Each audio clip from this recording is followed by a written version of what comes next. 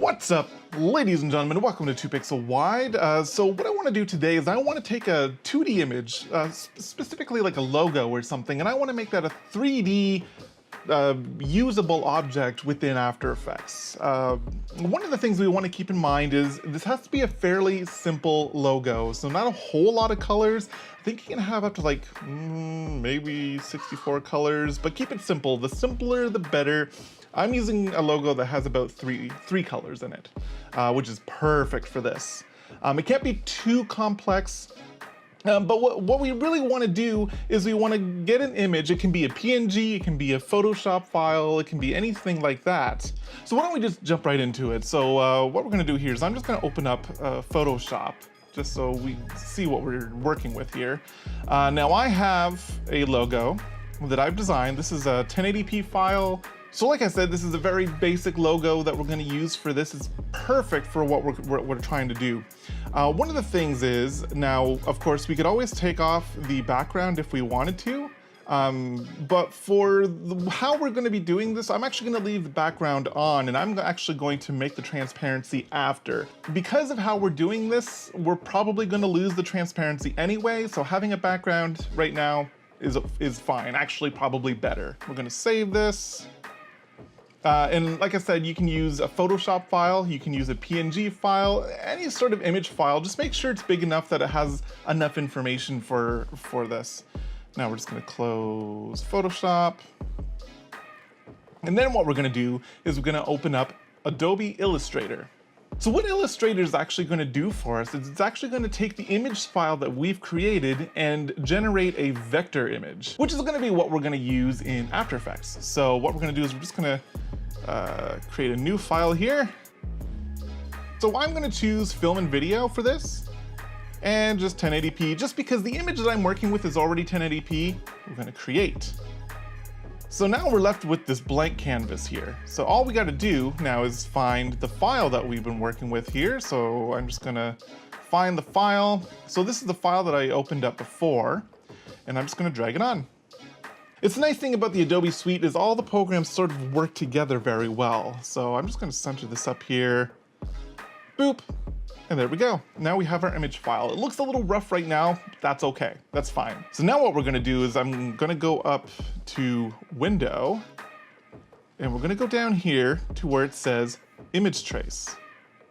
Now this is going to be in different places depending on the version of the program that you're using. I'm using the most updated version as of time of recording here. So we're going to do Image Trace. I'm going to take our tool and we're just going to select the image. And then over here, this is actually really important. So what we want to do is choose, so I have a 3-color image here. So we can actually use 3 colors here in the presets, and that would work fine for us. If you have more colors, you can go 16. If you do any more than 16, I don't think you can do much more than 16 colors in this way. So try to stick, like I said before, try to stick to a very simple logo that has no more than like 16 colors. But I'm actually just going to go up here and choose 3. And it's immediately going to start the process of tracing this image. Boop, boop, boop, boop, boop, boop, boop. All right. So now that it's traced, it actually doesn't look very different right now. So what we're going to do is we're going to bring our mouse up here to where it says expand. And we're going to click expand. And now we can actually see the trace. If I just zoom in a little bit, there's actually blue lines around our logo. And that means that it's been traced. So now what we want to do is we want to go over here and just choose our direct selection tool. And just click off. And now what we want to do is just select the background here and just delete it. And that's what's going to give us our transparency.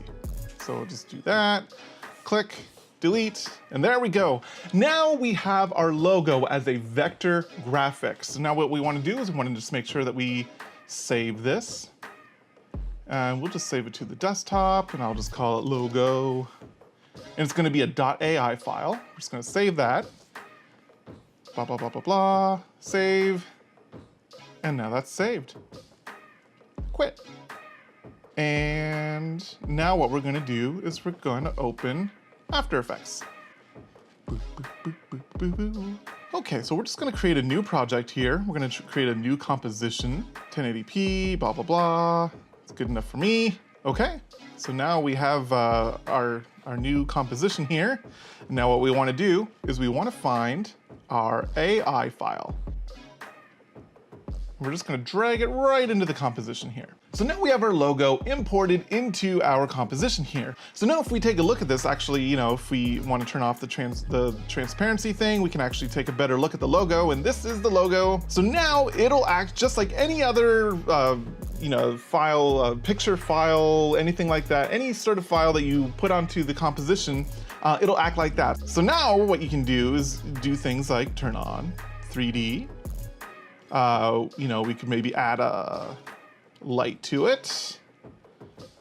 Maybe just like a point light.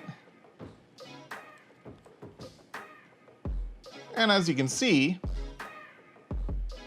you know, it takes light just like any other object. But what we want to do is something a little bit different. What we want to do is work with a real 3D object, which is why we had to make this an AI file and not just keep it as a picture file, because this is all stuff you can do on regular picture files. But what we want to do is play with these geometry options. Now, as you can see here, the geometry options are grayed out. We can't really do anything with them right now. The reason for that, if we just scroll up here, we can see that this says Classic 3D.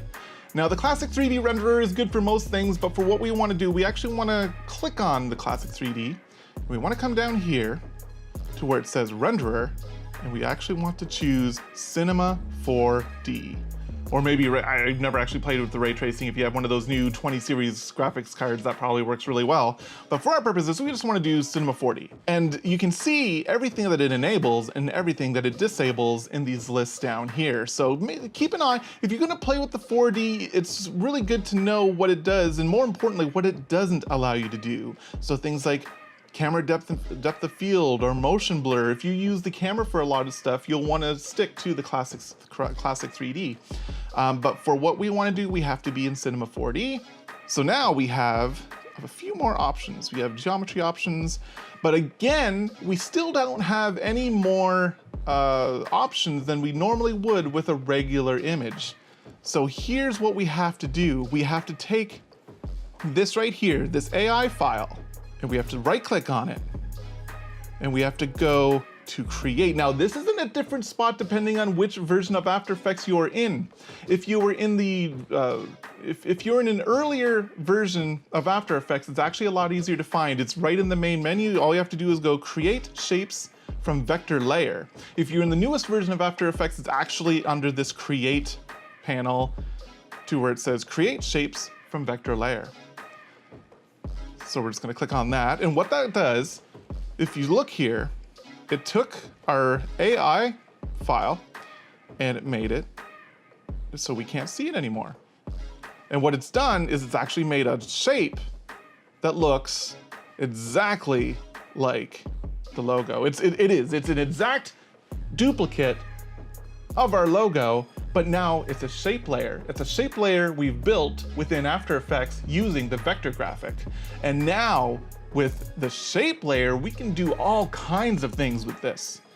So, and actually you can even go ahead, if you're not gonna use it anymore, you can just go ahead and delete that just to clean things up a little bit, because all we're gonna be using is the logo outline. So now if we go down here, so as we can see, our 3D is still on. Now if you go to geometry options, we have these extra little things that we can do.